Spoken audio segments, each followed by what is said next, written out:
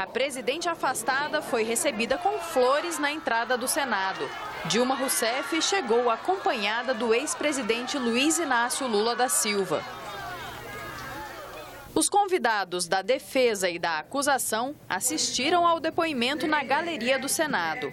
Entre os apoiadores da presidente, ex-ministros e o compositor Chico Buarque de Holanda.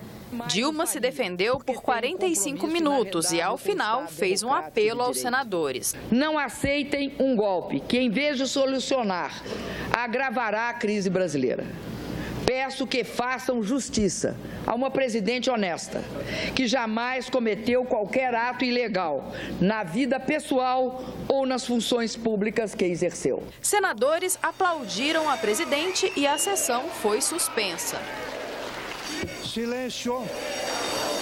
Silêncio. À tarde, um dos embates mais esperados do dia, entre Dilma Rousseff e o senador Aécio Neves, candidato derrotado nas eleições de 2014. Aécio lembrou que as contas de campanha de Dilma são investigadas pelo Tribunal Superior Eleitoral por suspeita de irregularidades e afirmou que Dilma venceu a disputa porque mentiu ao país sobre a situação da economia. Não é desonra alguma perder eleições, sobretudo quando se defende ideias e se cumpre a lei.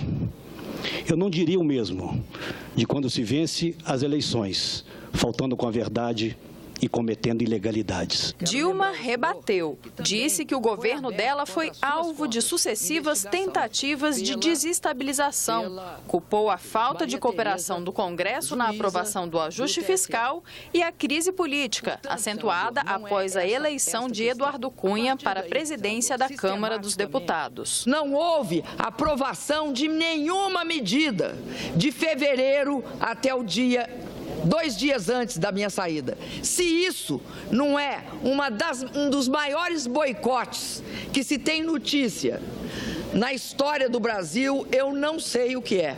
A presidente voltou a afirmar que não cometeu crime de responsabilidade. Ao longo da história, há muitos processos que respeitaram o rito constitucional e que condenaram inocentes. Não será a primeira vez na história, não só do Brasil como do mundo. Se há tantos crimes, tantos outros crimes, por que eles não estão na denúncia? Se há tantos crimes, senador, onde eles estão? Por que se recorre a 3 decretos e a um plano safra de subsídio?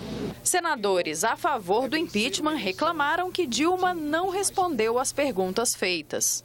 Tem um script pronto, tanto faz se perguntar sobre pedalada fiscal, sobre decretos, que a resposta é a mesma. Parlamentares contra o impeachment denunciaram a existência de um golpe e classificaram o julgamento de Dilma Rousseff como um tribunal de exceção.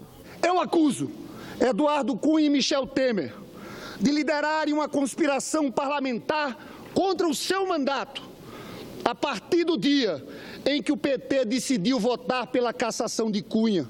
Eu acuso as elites dominantes, a burguesia brasileira, que está por trás de tudo isso e que nunca tiveram um compromisso verdadeiro com a democracia. À noite, ainda havia 24 inscritos para questionar Dilma Rousseff. As chamadas pedaladas, os decretos de crédito suplementares ou financiamento da dívida por bancos públicos em 2015, prática que se estendeu por anos dos governos petistas, são apenas a ponta do iceberg, aquilo que surge acima da superfície. Vossa Excelência está respondendo aqui por supostos crimes de responsabilidade que lhe foram imputados, mas que foram praticados por 17 governadores de Estado e mais de um presidente da República. Só a senhora está sendo objeto de um julgamento. A presidente afastada explicou como pretende retomar o governo caso seja absolvida. Falou da proposta de realizar um plebiscito sobre novas eleições. Eu acredito que a recomposição do pacto político no Brasil passa pelas eleições diretas. Só o povo pode consertar os equívocos e os erros cometidos ao longo desse processo. Nesta terça-feira começa a fase de discussão entre a acusação e a defesa. Cada lado terá 1h30 para se manifestar. Em seguida, os senadores poderão discursar por até 10 minutos cada um. Somente depois é que será aberta a votação que vai decidir se Dilma Rousseff será afastada definitivamente do cargo ou se volta ao Palácio do Planalto.